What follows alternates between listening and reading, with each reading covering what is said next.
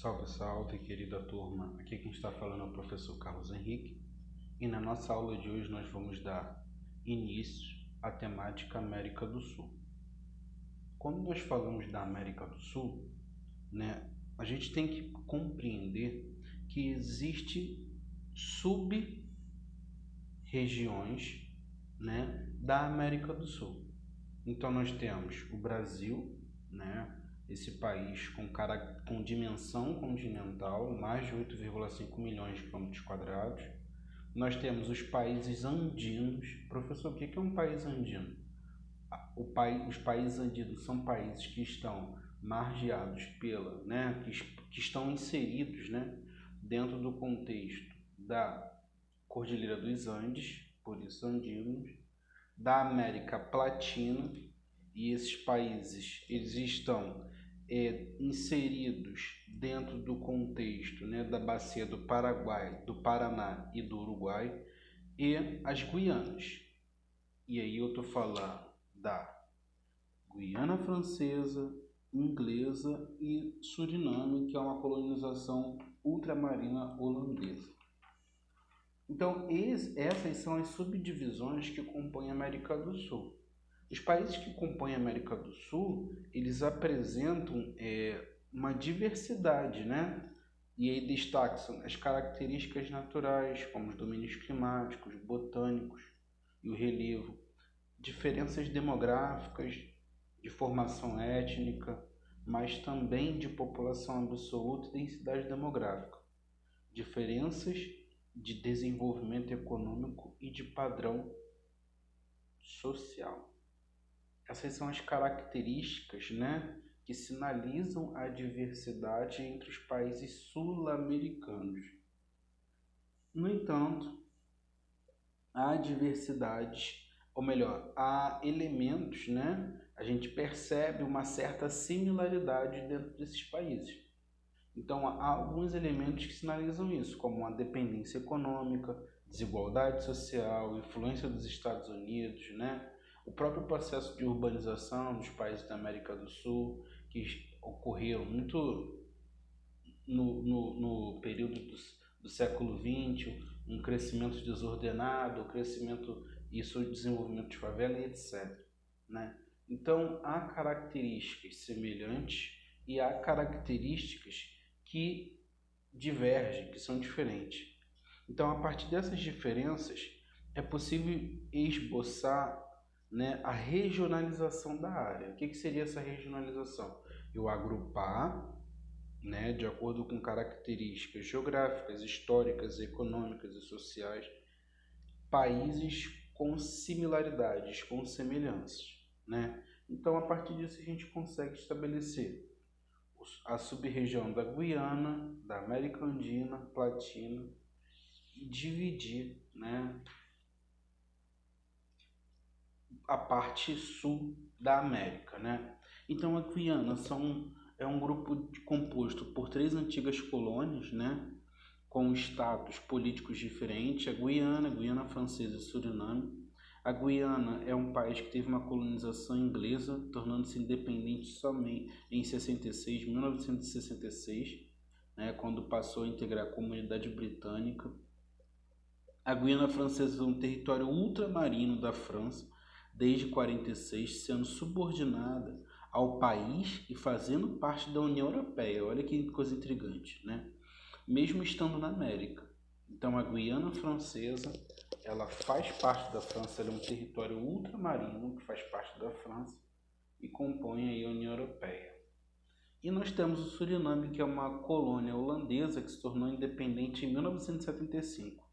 A população enfrenta problemas socioeconômicos, principalmente após a suspensão do auxílio holandês. Então, nós temos 3 países onde, com a exceção da Guiana Francesa, a Guiana e o Suriname são independentes de suas colônias. Uma outra sub-região que nós temos é da América Andina. Ela é composta por Bolívia, Chile, Colômbia, Peru, Equador, Venezuela.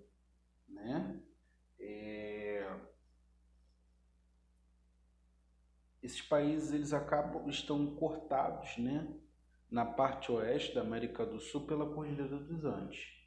Um dos impactos do relevo é a variação do clima, de acordo com a altitude, que viabiliza cultivos tropicais nas áreas baixas e de vegetais em áreas frias, né?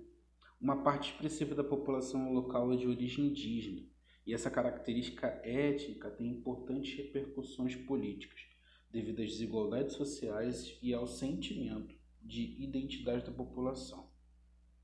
Uma tendência histórica também da economia local é a monoexportação. O que seria isso, professor?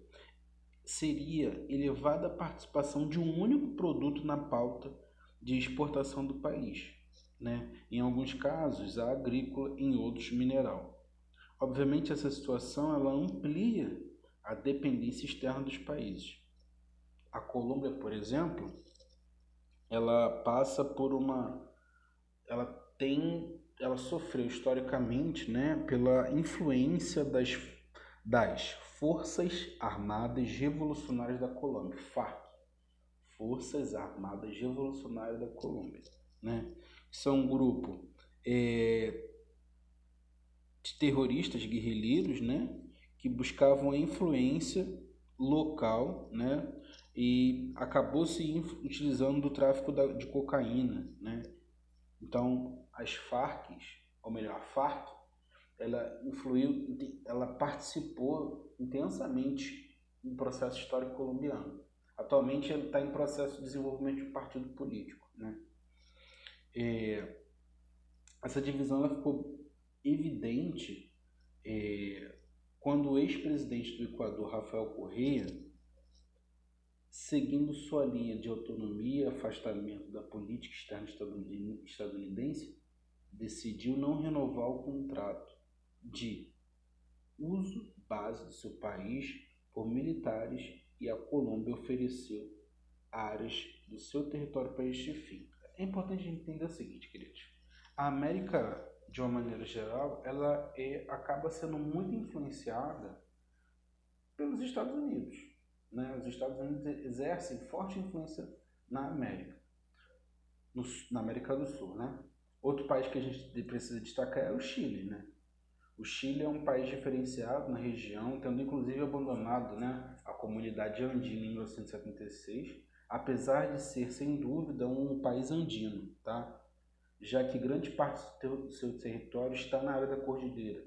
O Chile possui diferenciações socioeconômicas, com uma economia muito aberta e competitiva expressiva para os padrões sul-americanos, tendo sido uma espécie de laboratório para experiências neoliberais durante a ditadura do general Augusto Pinochet. Recentemente, o nosso presidente ele fez menção a essa ditadura, né, parabenizando, enfim. Mas foi uma ditadura extremamente prejudicial. Muitos chilenos morreram no período do governo do Pinochet. Muitos, né? Então, sua economia ela destaca-se no setor da vinícola e na produção de frutos, né, e pescados. E apesar de o país também possuir problemas sociais, já apresentou índices de crescimento econômico importantes nas últimas décadas. Outra sub-região que nós precisamos destacar é a América Latina, né? América Latina, desculpa, gente. A América Latina ela é constituída por Paraguai, Uruguai